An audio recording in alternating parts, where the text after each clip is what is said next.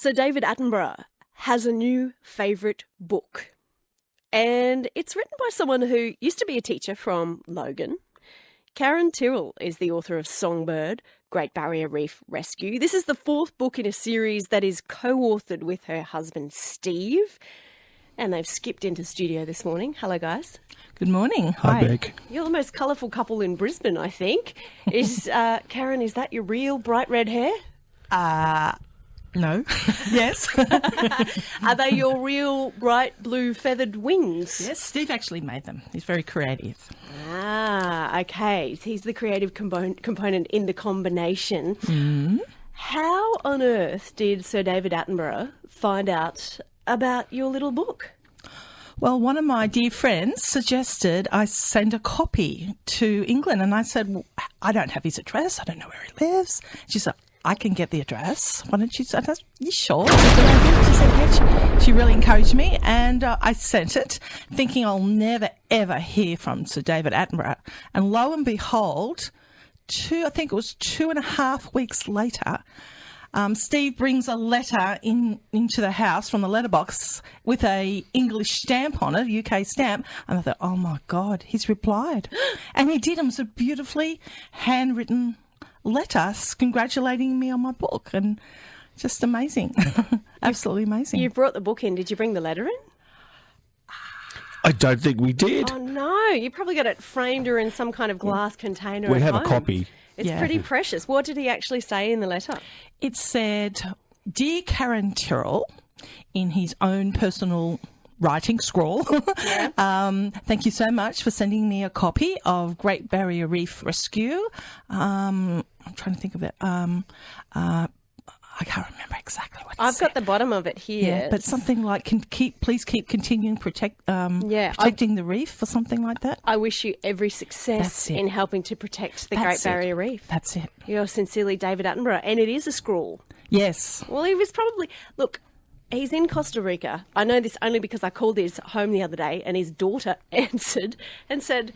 Because I said, Rebecca Livingston calling from ABC Radio Brisbane. And, you get really nervous because you think, do I say, is David there? Is Sir David there? Is Mr. Attenborough there? And she said to me, would it help if I said to you, my father is in Costa Rica? And I went, oh, right.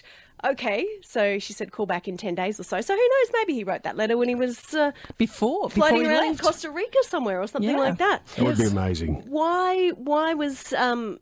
is it because of the Great Barrier Reef link? Is that why you were seeking his for him to read it or comment in the first place? Well, I've been a long-term fan of his. I'm a very enthusiastic, eco person. I watch his Blue Planet series, and I've watched every one. And usually I watch them more than once. And myself, I've got a background of teaching. Biology was my major at Teachers College. I was a science coordinator of school. So all of those sort of things all came together, and I wrote one of his famous quotes in the front of my book on the I suppose the acknowledgement page or the inspirational page at the beginning of the novel. Yeah. And the Blue Ocean documentary really inspired you too. Yeah. Yeah. Well, the quote that you've got written in the front is, it's inspirational, but it's also a dire warning, really. Yes. You've written, the Great Barrier Reef is in grave danger. It's time to step up. That's right. For all of us to step up. Children, adults, teachers, governments, everyone needs to play their part in preserving the Great Barrier Reef, one of the 7 wonders of the world. So, Karen and Steve, this is the fourth in a series of books that you've written. Is it telling a fictional story, or is it about giving a message to and is it primary school kids that you... It's mainly, suited for primary school kids, but high school kids and even young adults buy my books as well.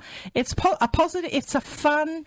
if you could call it an eco-fantasy mystery. Yes. With superheroes. Superheroes like Songbird superhero, which is how I'm dressed today. And also it has mermaids, robotica mermaids, and a superhero called Ocean Boy.